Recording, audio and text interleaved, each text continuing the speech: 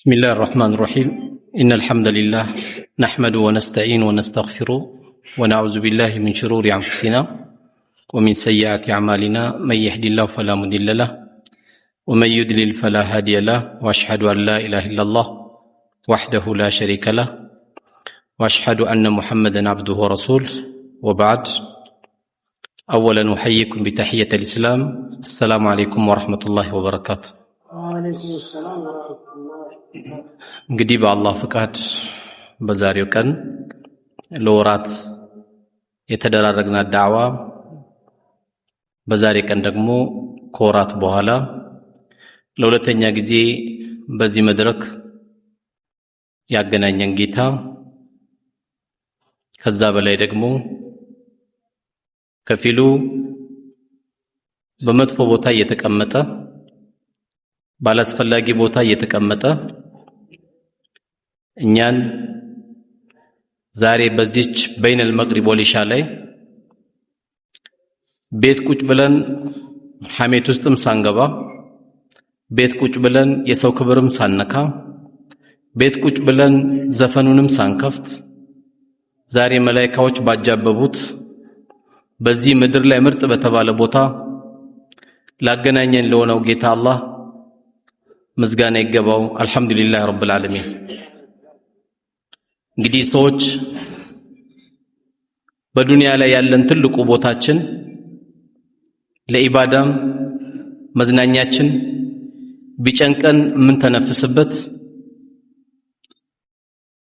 የታመመብን ቤተሰብ ካለ ውዱ አድርገን ረካዓቴን ምን ሰግድበት ያሉብንን ሐሳቦችን ሁሉ የምናራግፍበት ቦታ ኤም ሳይበቃ ደግሞ እቺን ዱንያ ተሰናብተን ስንሄድ የመጨረሻ የምንሸኘው ቦታ መስጊድ ነው። እዚህ ቤታ የሚመጡት እዚህ ቦታ የሚቀመጡት በዚህ ቦታ ላይ የሚመላለሱት የዚህ አይነት ቦታ ላይ ትኩረት የሚያደርጉት አንደኛ አላህ የወደዳቸው ናቸው። ሁለተኛ ጥበብን አላህ የሰጣቸው ሰዎች ናቸው። የአራዳዎች የጮሌዎች ቦታ ማለት ሐየ ዐለ ሰላ ሲባል በምድር ላይ ምንም አይነት ጥሪ የለም። ትልቁ ጥሪ ሐየ ዐለ ሰላ ብሎ ሙአዚናችን ከተጣሩበት ሰዓት ከሰማ ጀምሮ ወደዚህ ቤት የመጡ ሰዎች ትልቅ ሰው ናቸውና አላህ በመስጊድ ፍቅር ከሚቃጠሉት መስጊድን ከሚወዱት ይሄን ቤትን ከሚጠብቁት በዚህ ቤትም አምሮባቸው ዱንያ ያለቀው ከሚሄዱ ሰዎች አላህ ያድርገን። ከዚህ በመቀጠል እንግዲህ በተሰጠኝ አርስት መሰረት ማዛ ቀደምና ለهذا الدين የዛሬው ትምህርታችን ለሃይማኖታችን ለዲናችን ምን ያደረግነው አስተዋጽኦ አለ? ብዙም ጊዜ ለሃይማኖት አስተዋጽኦ ማድረግ ሲባል ሚሊየን ብር የሚቆጥሩ ሰዎች ይመስላቸዋል። ስለ ብር ሳይሆን አላህ እያንዳንዳችን كما قال الرسول عليه الصلاة والسلام كل ميسر لما خلق له እያንዳንዱ ለተፈጠረበት ነገር ያገራለት ሰው አለ። አሁን እዚህ ጋር ናና ተናገር ብትለው ያንቀጠቅጠውና የሚወድቅ ሰው አለ። ይሄ ቦታ አይችልም። እዚህ ጋር ደግሞ በትክክለኛ ረጋ ብሎ የሚያስተምር ሰውዬ ደግሞ ጻፍ ብትለው ደግሞ ላይጽፍ ይችላል። አስተባብር ብትለው ላያስተባብር ይችላል። ግን አንዱ ከአንዱ አላህ የሰጠን ክህሎት አለ፣ ስጦታ አለ። በዛ በሰጠን ስጦታ ሌላው ቢቀር እኮ 4 ልጅ 5 ልጅ የወለደ ልጅ ሁላቸውም ፍላጎታቸው አንድ አይደለም። አንዱ ኢንሻአላህ ዩኒቨርሲቲ ገብቼ እንደዚህ ሆኜ ይላል። አንዱ አይኔ እኔ የሚመቸኝ መርካቶ ገብቶ ቶሎ ባቋራጭ ሀብታም መሆን ነው ይላል። አንዱ ደግሞ ድንገት ኢንሻአላህ እኔ የምፈልገው ብዙ ሌባ በዝቷል ፖሊስ መሆን ፈልጋለሁ ሊል ይችላል። ሁሉም የራሱን ንያ ሊኖረው ይችላል። ሁሉም ልጆቻችን ዶክተር ካልሆናችሁ አይባልም። እኛም እንደ እስልምና አስተምሮት ሁላችንም እዚህ ዳዕዋ የሚያረግ ሰው ሁላችሁም ዶክተር ለመሆን መነየት አለባችሁ ብሎ ማስነየት የለበት። ዶክተር የሚሆን የከፊል አለ፣ ነጋዴ የሚሆን ከፊል አለ። ሌላም ክህሎት አላህ የሰጠው በዛ በክህሎቱ መሰረት ማበረታታት ነው ያለበት ማለት ነው። ስለዚህ እኛ በተሰጠን ክህሎት እኔ የቱ ጋር ነው ያለሁት ምንድነው እኔ ለዲኔ አስተዋጽኦ ማድረግ የምችለው? ድንገት ያው ብዙን ጊዜ ለዲናቸው አስተዋጽኦ ያደረጉ ተብሎ የሚነገርላቸው አንደኛ የመስጊድ ኢማም ነው፣ ሁለተኛ ሙአዚን ነው፣ ሶስተኛ ዳዒ ነው። አይደለም፣ ይሄ ብቻ አይደለም። ስለዚህ አላህ የሰጠን ክህሎት ምንድነው የሚለው ያው ራሳችንን እየጠየቅን ትላንትና ምድር አስረክበውን የሄዱት ምርጥ ትውልዶች ነበሩ። ነብዩ አለይሂ ሰላቱ ወሰለም በሐዲሳቸው እንደነገሩን خير الناس قرني ያሉ ثم الذين يلونهم አሉ። ከዘመናት ሁሉ ምርጥ ዘመን እኔ ያለሁበት ዘመን ነው አሉ። ከወቅቶች ሁሉ ጥሩ ወቅት ማለት እኔ የነበርኩበት ወቅት ነው አሉ። ከዛ በኋላ ደግሞ ثم الذين يلونهم በመቀጠል ደግሞ ቀጥሎ ያለው አሉ። እንደየ ደረጃው እንደ ወቅቱ ምርጥ ተብሎ የተጠራም አለ። እነዛ ምርጥ የተባሉት ሰሃቦችም ይሁኑ ሰለፎቹ ጭንቀታቸው የነበረው እንደ አላህ ፊት ለዚህ ለዲኔ ያደረኩት አስተዋጽኦ ምን አለ ብለው የሚጨነቁ ስለነበሩ ነው። ለሃይማኖታችን ምን ያደረኩት አስተዋጽኦ አለ ብሎ ታሪክ ሰርተው ነው የሄዱት። ለዲን መخدም ሲባል በነገራችን ላይ ለራስ ነው። እኔና አንተ አልሰራም ካልን እኔና አንቺ አልሰራም ካልን አላህ የተሻለ ህዝብ ያመጣል።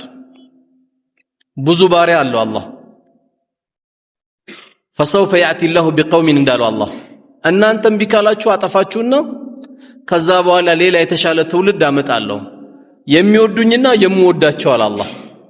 እኔም የምወዳቸው እነሱም የሚወዱኝ ህዝቦች እኔ አመጣለሁ አለ አላህ። ስለዚህ ለዲን ሰራ ማለት ለራስ ነው የምትሰራው።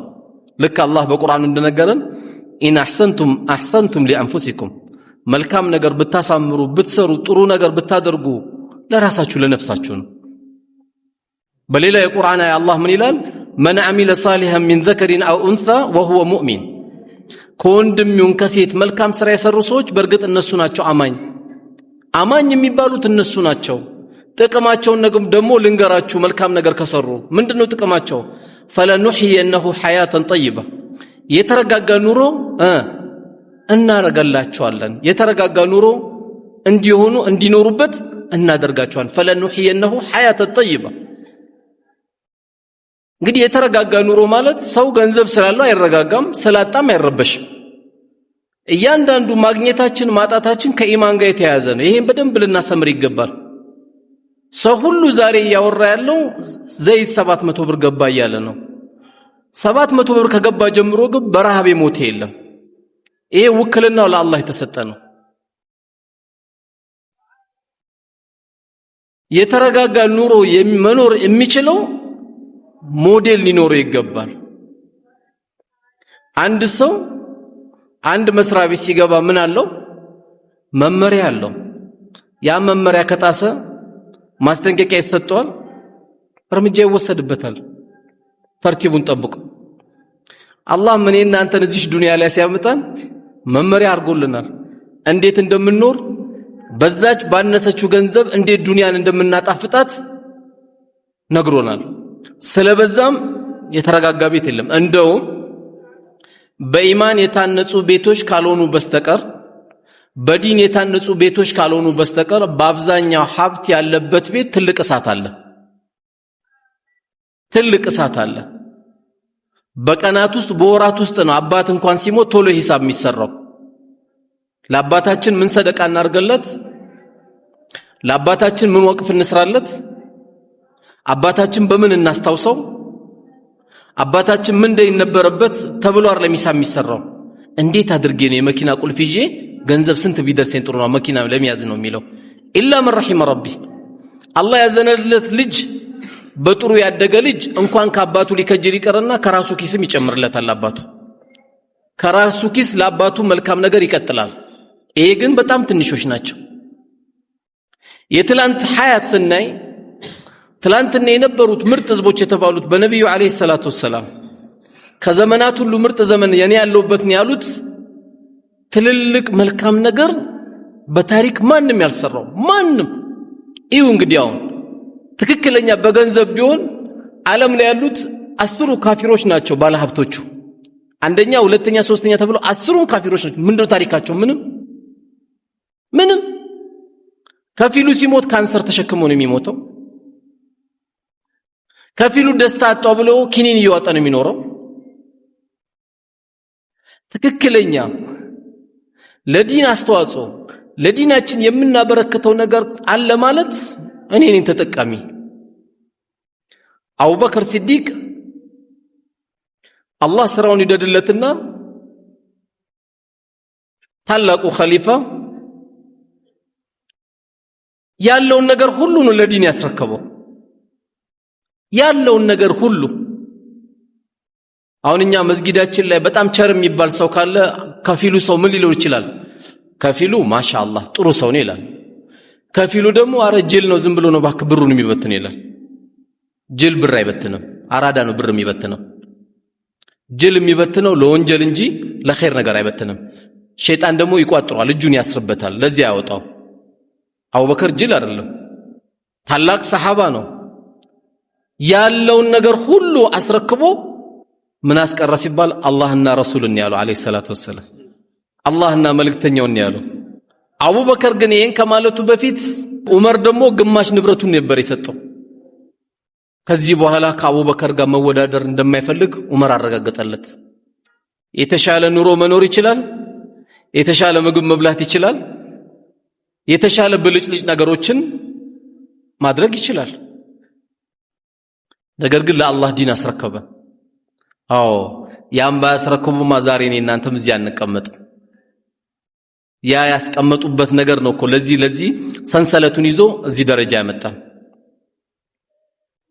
ዛሬ ያንዳንዳችን እና አቡ ሁረይራ አብዱራህማን ኢብኑ ሰኽር በእስልምና አስተምሮ ሙስጠላ አልሐዲስ ላይ ከ1000 በላይ ሐዲስ አፈዙ የሚባሉት እነማን ናቸው 7 ሰሃቦች ናቸው ከ1000 በላይ ሐዲስ አፈዙ የሚባሉት በአንደኝነት ያለው አቡ ሁረይራ ነው አንድ ሐዲስ እንዳያመልጠው የድመት አቀማመጥ ነበር የሚቀመጠው ከ4700 ወይም ከ4500 በላይ ሐዲስ በቃሉን ያፈዘው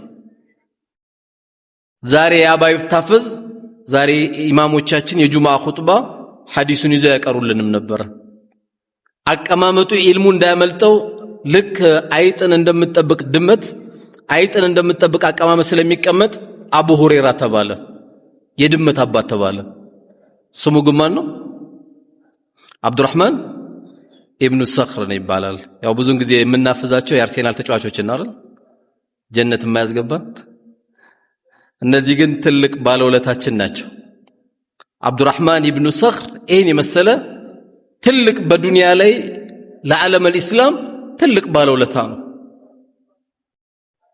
ከዚህ መካከል እንግዲህ ከሰባቶቹ አነስ ኢብኑ ማሊክ አለ ረሱሉና አለይሂ ሰላቱ ወሰለም 10 ዓመት ቤታቸው ላይ የከደመ ሰው ነው 10 ዓመት ለምን የዲን ታላቅ ሰው ስላሉ እሳቸውን መخدም ዲንም መخدም ነው 10 ዓመት ረሱልን ከድመዋል